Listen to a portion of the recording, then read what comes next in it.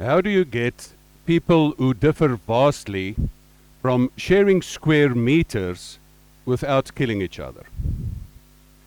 And I think that is the harshest reality that we face on Earth. So how do we get people who share square meters without killing each other? Now, where do we share square meters? We share it in the bedroom, obviously. We share it in the boardroom. We share it on the sports field, at the ballot box, in regions. Actually, we share it on Earth. And we especially were forced to share it during lockdown.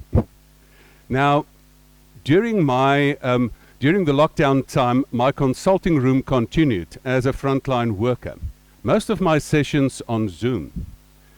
But I was, even before lockdown, very much aware of the war of the sexes, of boardroom wars, and all the other difficulties in life.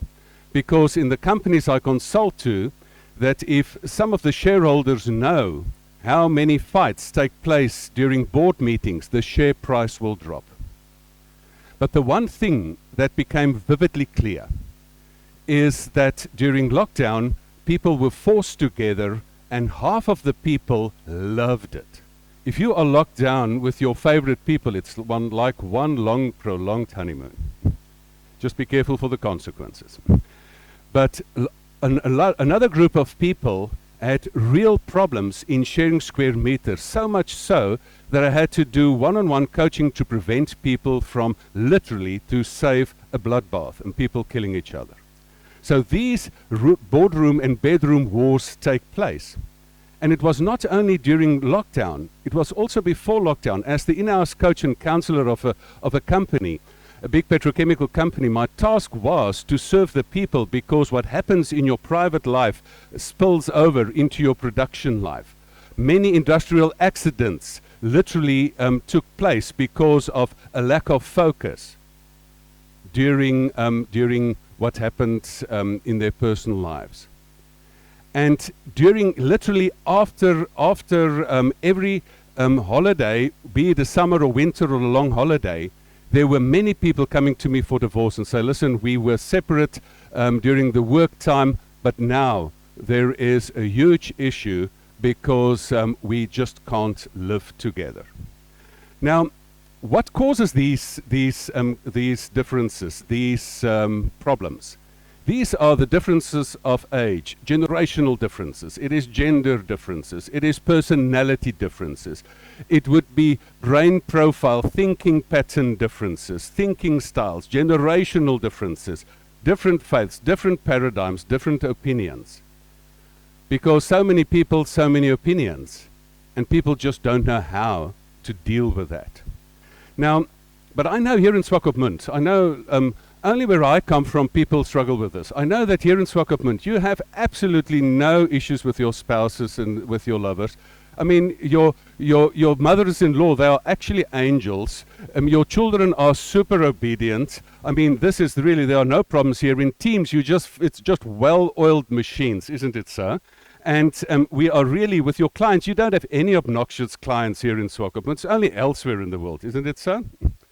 And with the younger and older people, there's nobody here who will tell an older person, yes, boomer, or something like that. So people, no, let's be honest. The problems are all over the world, not only elsewhere, but also here. There is a problem. Now, is this perhaps the biggest problem to solve on Earth, how to get people to share square meters in peace? Yes and no.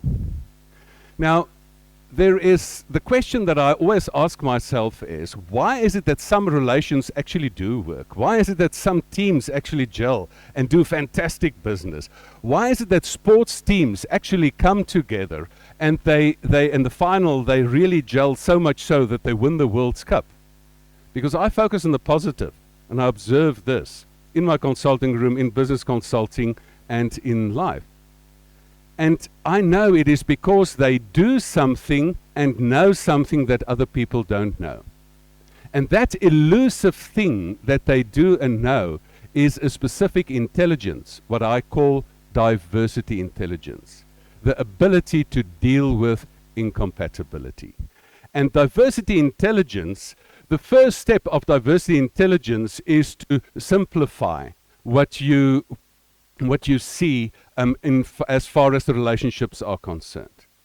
And to my mind, there are 6 ways to actually deal with differences. So the 6 ways to relate to people would be, and Leonardo da Vinci says simplicity is the ultimate sophistication. And therefore, I would like to simplify relationships for you. There are 6 ways to relate to people. The one is war, the other one is ignore, the other one snore, and then explore, score, and adore. Now let's unpack them. Now, war. People, we know, this is not an illusion, this is a reality. We have the war of the sexes. We have countries just annexing the land of another group of people. We have specific people taking each other out, turf wars and all these things. In relationships, we have wars in marriages. They say in a bad marriage, the wedding day is the becoming one of 2 people, and the rest of the marriage is to fight which one. And these are the wars that are taking place about truth and about territory. So it's my truth versus your truth, and I'll kill you in the name of my truth. And that is the right that some people give themselves. And then it's also about territory. It's about, I will try to defend my territory. The problem is that people want to teach another person a lesson, and I'll show you how strong I am. But you know, the first thing that dies in war is the truth. I don't know if you've seen the degradation in TV stations, that whereas some TV stations try to be balanced, it begins to look like most TV stations are now propaganda stations. And that is, the truth is the first casualty in war. But there's another problem. It's not only truth that can die, you can die too. Why? Because war doesn't determine who is right, it only determines who is left. And therefore, this is an option, but it's a very dangerous option. And then people say, no, Gustav, no, I'm not that violent. I'll go for the ignore option. And the ignore option is, I don't want to kill you, I just don't want to see you. You stay there and I stay here. And in the country where I grew up, it was called apartheid. You stay there, I stay here. And there are actually 3 reasons for that. And the 3 reasons for ignore is arrogance, ignorance, or pain of the past. Some people are really arrogant. They think, I'm better than you. And therefore, you stay there and I stay here. And other people just don't know how to relate. The typical bachelor will think, says, I don't know how to relate to women, so then now I stay in my splendid isolation. So this is ignorance. But lots of people say, no, Gustav, it's not because I didn't engage. I did engage, but look at this heart. You see the wounds here? It's bleeding because of engagement. So once bitten, twice shy. Sorry, no. But you also see it nowadays that people do this ignore option in families. I mean, any of you here who has been here in the war option, perhaps the ignore option, not speaking to your loved one for a week, but not in Swakopmund, I remember, yes, it's only elsewhere. And that people at work actually ignore that person, they don't speak to each other, and it breaks down work communication. Don't you think that people don't take the ignore option? They take it all the time. Look at social media. You know what happens on social media? People say, listen, you offend me, therefore I unfriend you. It's offending and unfriending. And therefore I create a whole groupie of like-minded people and with no really fruitful discussion. So this ignore option leads to a lack of interaction. I don't unfriend any people on Facebook not because I like them, it is because I would like to see what weird things people do, especially in my work. Now, after ignore, there is another option called snore. It is not that I don't want to ignore, but I have to work with you and I have to share square meters with you. So let's go for snore. And you know, snore is just doing nothing, and snore is everything to do with I just try to tolerate you. You know, the problem is that people think diversity intelligence is tolerance. Tolerance is not diversity intelligence, or at least it is the lowest of low levels of diversity intelligence. Because tolerance says, I actually don't like you at all, this is why I just have to tolerate you, but I have enough emotional intelligence not to punch you in the face. People, that's not yet diversity intelligence. That's low level. So trying just to coexist, there must be more to it. And isn't there a tipping point coming in?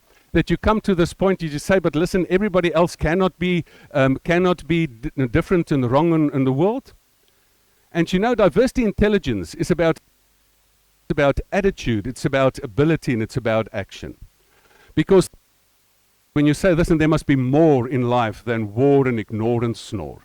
And then there must be an attitude change, because the bad attitude causing all the problems is the attitude of, I'm right, you're wrong. Not that any of you have thought this ever in your life. Isn't it so? I'm right, you're wrong. I would like to suggest a new attitude. And that is the attitude of thinking of the person you actually married for a reason. Think about the people who actually started liking and working with. Think about your clients. Think about everybody, the people in your country. Why don't you get this attitude of I'm still think I'm right, I've got a brain, but at least you're interesting. So how about I'm right, you're interesting. And that opens up that if you're interesting, at least I can learn something from you. My old psychologist father always said, Gustav, don't talk about people or behind their backs. Talk to people. And that is where you go to explore. And explore is actually the starting point of the change. It's the tipping point. Isn't traveling the nicest way to explore? And I love traveling. And most of you, how many of you love traveling? Yes, I see all of you. And if you go to another country, I mean, if I go to another country like Spain, I see, but there are fantastic things there that I can explore and I can even incorporate in my life. And to explore, you actually need 3 steps. You have to step out of your comfort zone. You have to step into another person's world. But then you get your interaction. You say, oh, no, now I really see we differ, and then I want to step back. No, don't step back. Step up to a higher level. And this is what I would like to motivate you to do. Because the starting point for this is curiosity. And you need courage to step out. And then you actually get to this point of awareness. But you know, becoming aware that I'm very much aware of my wife's femininity, but it doesn't kill me to share square meters in peace with her.